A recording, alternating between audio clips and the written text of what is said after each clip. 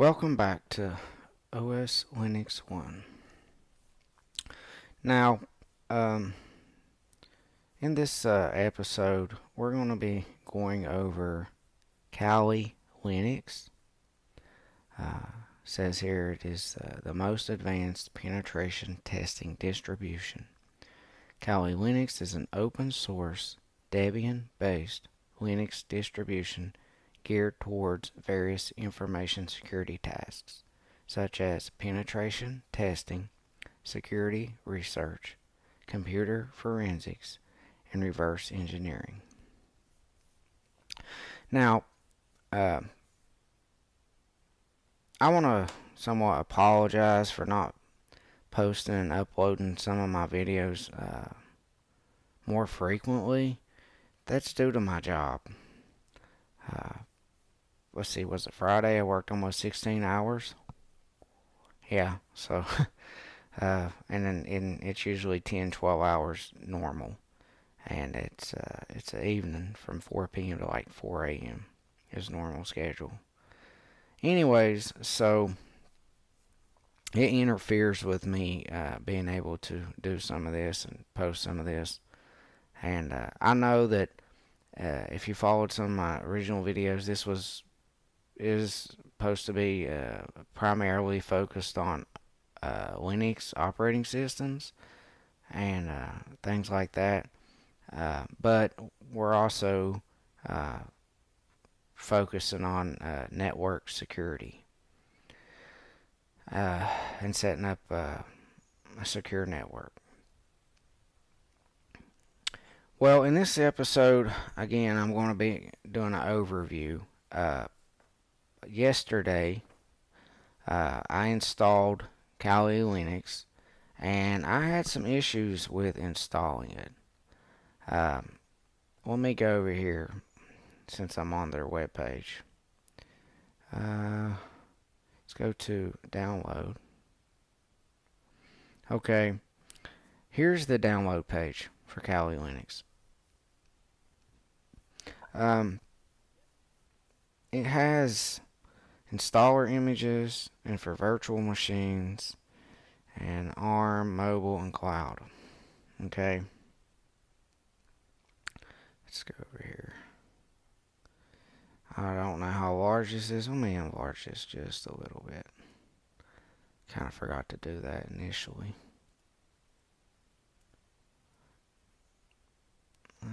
Okay, we'll go with 100.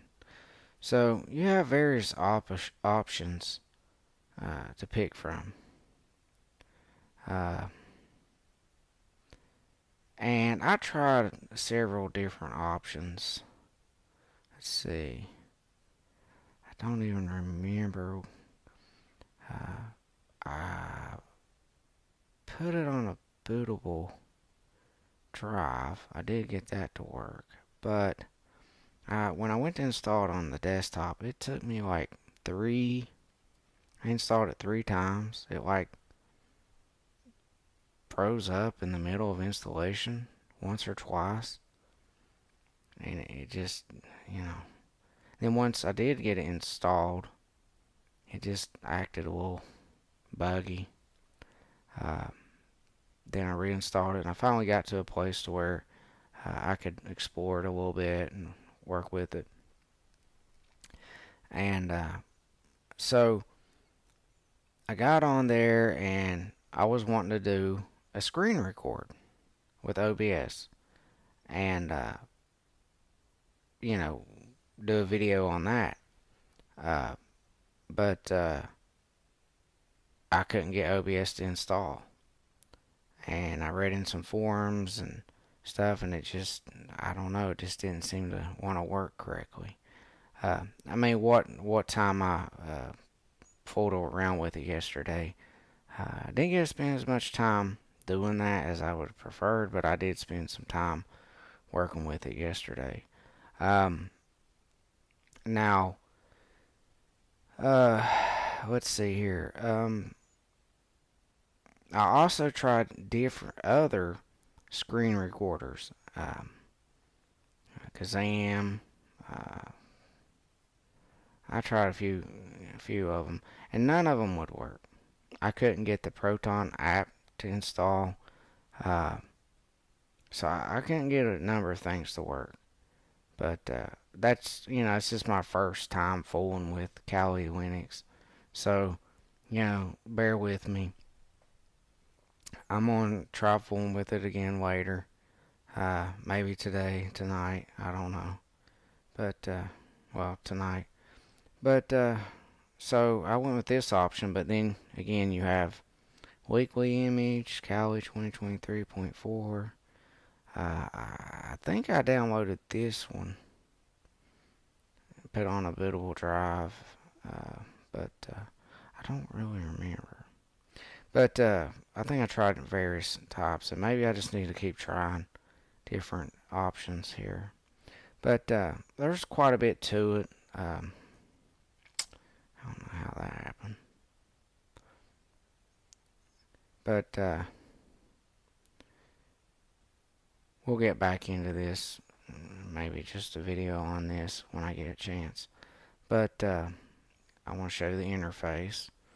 This is just an example of the interface. You have desktop environments. I think you have XFCE and you have the option of KD Plasma. I export with both of them. End up going back to KD Plasma. But as you can see here in this application menu over to your left, let me see if I can enlarge this one again too. Should be enough. So let's go down here. When you see in your application menu, you have information gathering, vulnerability analysis, web application analysis, database assessment, password attacks, wireless attacks, reverse engineering, exploitation tools, and so on. So there's a lot of tools that come with Kali Linux, and it's for conducting forensics, penetration testing, which means penetrating networks, hacking, ethical hacking, and it's intended, so you can go back and secure your network, basically. Look for vulnerabilities. So that's, that I went looking for resources. So, and I use Kindle and I have actual books on stuff. But recently I've been just using Kindle and skimming over some of these books. But I wanted to point out a book. Again, it's by Wiley Publishing. I like these books. I like this publisher. They tend to put out good books. But you can buy it off Amazon for Kindle. But this is just their Wiley's website. But this book, Kali Linux Penetration Testing Bible, it's I like it so far. It's laid out pretty good. I'm reading it now. I've started reading it, but it just gives you a general idea of the stuff it covers. You can go and check it out yourself, but I looked through several books, but I come back to this one. I also have this book for the Linux Bible, but it's kind of geared towards Red Hat. But anyways, this one is more focused on Kali Linux, and it is a recommended option for learning that operating system and how to do penetration testing. I'm not going to go much more into that. I don't want this video to be too long. I do want to talk about, not in this video, I'll make it a separate video, pfSense and what that is, and how you can set up a firewall, things like that. But a lot of the stuff I've been covering in some of these videos, we're just still kind of in the overview stage, and we're going to kind of go back and revisit and go more in depth and go along in this stuff. And we're going to get to a point to where we have a clear picture of how this stuff works, how to use it, to an extent, and then, you know, you yourself can learn more about it by, reading books like this, uh, and just exploring it yourself. And there's YouTube videos and all kinds of stuff out there. But YouTube videos, it depends on who the video is made for and so on and so forth, and who makes it.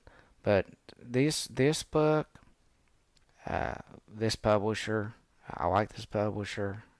A lot of colleges use this publisher in some of their uh, courses, subjects. Um, but yeah, so it's a recommendation. I'll find a lot of good books with good reviews from them. This book is a good one. I think the author is Gus Kawaja. I mean, I could click on it, but I'm not going to at this time. So I want to point to another uh, Linux distribution that's also for comparable to Kali Linux. And there's some other ones, and I'll probably go over those in another video. But that's Parrot OS. Um, community, let's see here. I don't know as much about this one, but I believe this is either Ubuntu based or Debian based.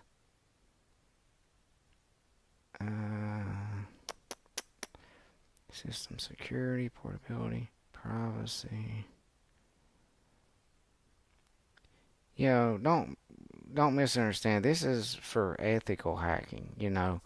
People in IT who work in the security aspect of information technology and networking, penetration testing is necessary to look for vulnerabilities to set up a secure network. I'm trying to see if it says anything on here. Home Edition, Security Edition, Cloud Edition, Architecture Edition. So, hack the box.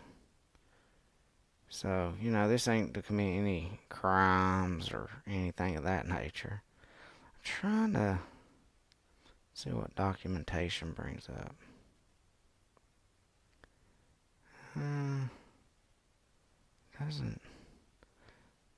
Doesn't really. Team partners. Doesn't really give me the information I'm looking for.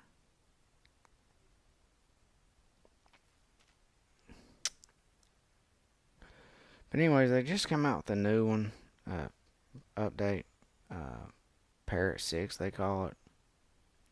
Let's see here. So a few pictures.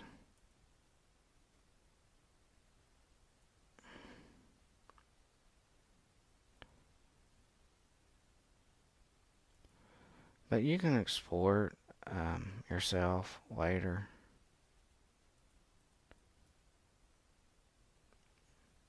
But see, I just picked on here.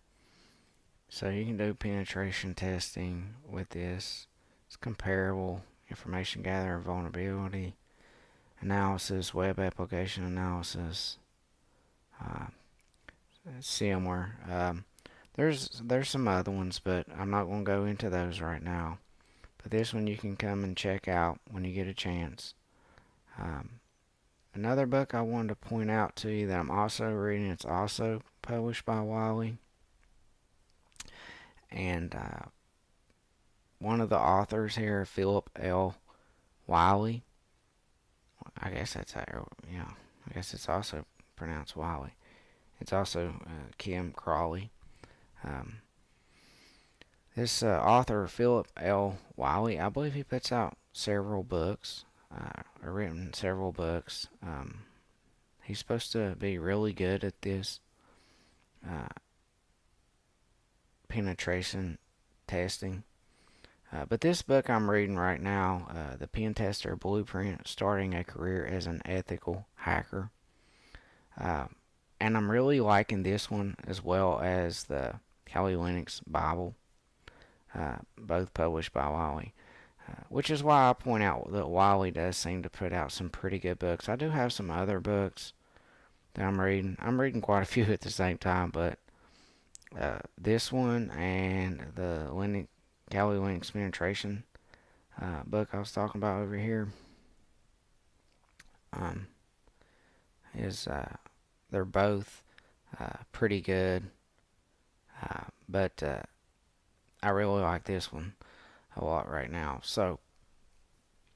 Um, so I just wanted to bring these things to your attention, things to point out,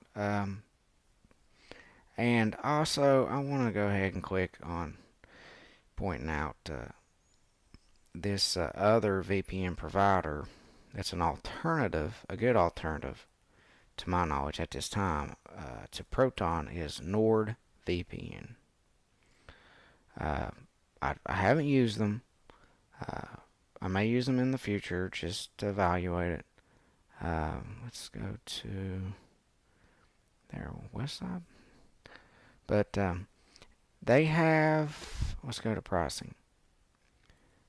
Their monthly subscription, I think you can pay an annual subscription, is much cheaper than Proton, but it offers about the same amount of protection. And it's, you know, it's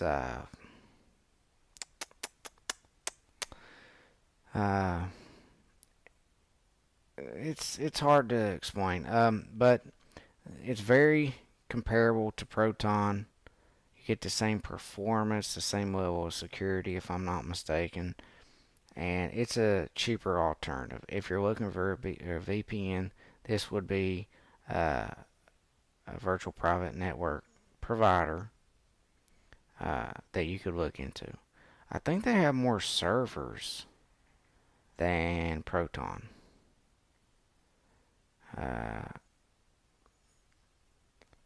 So, and they have a map that's comparable to activity.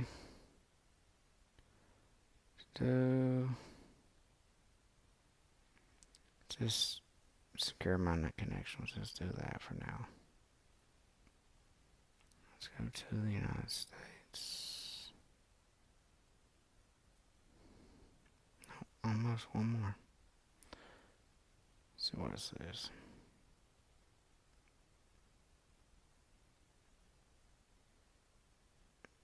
I don't know. Let's see. I don't know. Anyways, but this is based on some other providers, or not providers, but YouTubers that are more familiar with these virtual private networks and are able to do comparisons, which I would recommend that you go look on YouTube for if you want to look more into it. This one's supposed to be more user friendly. What little bit I looked at it, there's quite a few VPN providers out there, but I don't know that they're all the same. So, but Proton does offer a free version, but I don't necessarily recommend it because a lot of their servers will get full and you can get booted off, and then you have to try to reconnect, and then when you do connect, it slows down your internet. So paying is the way to go, and it's not that expensive. Like I just showed you, if you go with their Ultimate, it's only $6.39 a month. I mean, a standard, but you can look at the different features you get. You get a lot more with their Ultimate or Plus. So, it's worth looking into. I do recommend you get a virtual private network. We'll get into common hacking strategies and what they're able to do and how they do it later on. Uh, how people can hack, go to a cafe and get on their Wi-Fi and, with Kali Linux, and basically they act as what they call a middleman, and they can intercept the signal between your device and the router in a library or a cafe, and can trick both your computer and the router, and they can pick up on, without, unless people have a virtual private network, they can see what device is on what website and their IP address and things of that nature. So we'll get into that later on. And again, I just want to bring these things to your attention. There's much more for me to cover. I may make a separate video for that, but this is just to address getting into setting up a secure network. And that it's important that once we start working on an operating system and building an operating system, that once we're online, that we have a secure network to get online with the internet. And we'll learn about different types of networks and things like that, and encryption, and installing an operating system that's encrypted. Oh, and we'll also go over what a rootkit is, and we'll get more into how to set up security for that. Let's see. Should come up here. Yep. Rootkit. This will give you a brief description of what a rootkit actually is. And I'll read it here just briefly. Rootkit. A rootkit is a collection of computer software, typically malicious, designed to enable access to a computer or an area of its software that is not otherwise allowed, for example, to an unauthorized user, and often masks its existence or the existence of other software. The term rootkit is a compound of root, the traditional name of the privileged account on Unix-like operating systems, and the word kit, which refers to the software components that implement the tool. The term rootkit has negative connotations through its association with malware.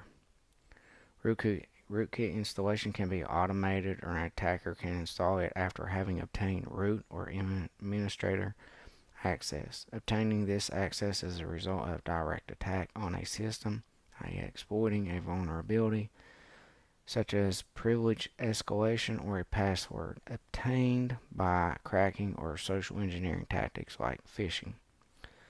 We'll look into that later too.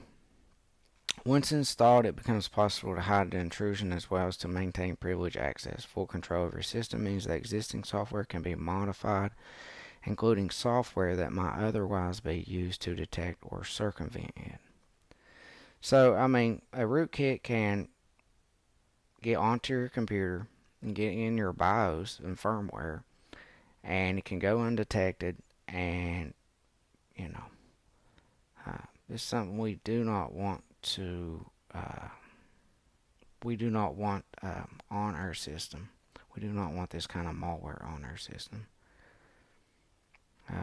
Because even down here it'll elaborate that when dealing with firmware rootkits, removal may require hardware replacement or specialized equipment. So they can get onto your system. They could even be on this system right now. You wouldn't know it because you can't detect it. But we will learn how to do that. We'll try to figure out how to detect if any of this stuff is on our systems. So, again, just bringing some things to your attention, things you can expand upon and look into.